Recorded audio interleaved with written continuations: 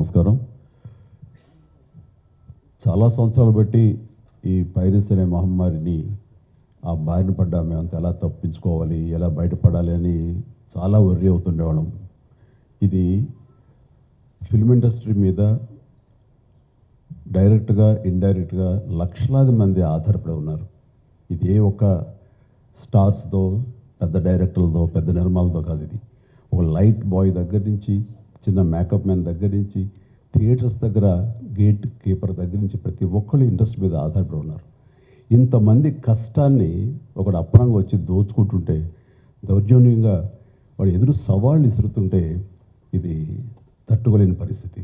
So ఇలాంటి వాటికి మార్గం ఏమిటి, ఎలా బయటపడాలి అనే దాని మీద తర్జన భర్జన పడుతున్నటువంటి సమయంలో గత కమిషనర్ సివి ఆనంద్ గారి ఆధ్వర్యంలోనూ, అప్పుడు ఏఎస్పీ కవిత గారు, శ్రీనివాస్ గారు, వీళ్ళ అలాగే ఆయన వెళ్ళిపోయిన తర్వాత దాని తర్వాత మళ్ళీ ఇది ఇలాగే ఉంటుందా, ఇలాగే కుంటుపడిపోతుందా, ఇలాగే తెరమరుగైపోతుందా అనుకున్న సమయంలో సినిమా ఇండస్ట్రీ గురించి, సినిమా కష్ట నష్టాల గురించి బాగా తెలిసినటువంటి, అన్ని రకాలుగా కాచి వడపోసినటువంటి, ఎంతో కన్సర్న్ ఉన్నటువంటి వ్యక్తి మన సిపి సజ్జనార్ గారు.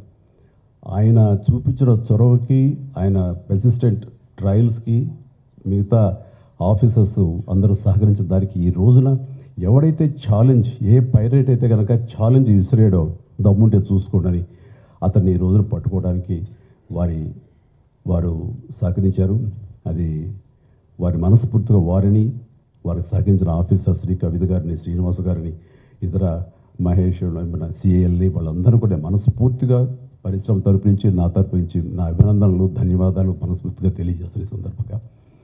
అండ్ ఆ తర్వాత ఇది ఇలాగే ఆగిపోకుండా కొనసాగే విధంగా పరిశ్రమ ఒక్కటిగా ఉంటూ, ఆ రోజు సినిమా తీసావు, రిలీజ్ అయిపోయింది, దానికి మన బాధ లేదు అనుకోకుండా ప్రతి ఒక్కరు కూడా ఇది మన పరిశ్రమ, ఇక్కడ ఎంతో లబ్ధి పొందాము, దీనివల్ల మనం అభివృద్ధిలోకి వచ్చాము, దీన్ని కాపాడవలసిన బాధ్యత మన అందరికీ ఉందని సంఘటితంగా ఒక్కటై పోలీసు వారిని ఆశ్రయించి వాళ్ళ సహకారం తీసుకుంటూ, వాళ్ళకి మనం కాంప్లిమెంట్ చేస్తూ ఇలా ఒకరొకరు సమన్వయపరుచుకుంటే కనుక ఖచ్చితంగా ఇది ఏదో రోజుకి ఇది రూపుమాపడానికి మన ప్రయత్నం మనం చేయొచ్చు.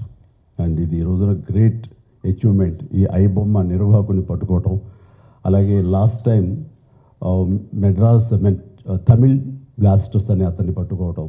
అలాగే లాస్ట్ టైం మనకి సివి ఆనంద్ గారు చెప్పిన దాని ప్రకారం ఒక 22 ఏళ్ల కుర్రవాడు, ఇంటర్మీడియట్ చదివిన కుర్రవాడు, బీహార్ నుంచి వాడు దాదాపుగా ఎన్నో వందల సినిమాలు వాడు పైరసీ చేసి ఎంతో పెద్ద నష్టం కలిగజేశాడు. ఈ సంవత్సరం ఆరంభంలో కూడా దిల్ రాజు గారి గేమ్ చేంజర్ దగ్గర నుంచి తండేలు అనే సినిమా కానీ, ఇలాగా కింగ్డమ్ అనే సినిమా, ఓజీ, ఇలాంటివన్నీ కూడా దీన్ని బారిన పడి చాలా పెను నష్టం జరిగింది. రేపొద్దున రాజమౌళి గారు చాలా పెద్ద సినిమా తీయబోతున్నారు. ఆయన అలాంటి వ్యక్తి మూలంగా మన తెలుగు సినిమా ఖ్యాతి ఖండాంతరాలకి వెళుతుంది. అలాంటి జరుగుతున్నప్పుడు ఇది పెను సవాల్గా ఉంటుంది, పెను ముప్పుగా ఉంటుంది కూడా మనకి. సో మమ్మల్ని అర్థం చేసుకున్నారు, మా బాధను అర్థం చేసుకున్నారు. ఇవన్నీ సాధించాల్సింది ప్రభుత్వాలు, అక్కడ పోలీస్ డిపార్ట్మెంట్లు. సో వాళ్ళు చకచకగా చేసి ఎంతో సమర్థవంతంగా సహకరించి ఇది రాబట్టినందుకు మనస్ఫూర్తిగా మరొకసారి ధన్యవాదాలు తెలియజేసుకున్నాను. జై హింద్.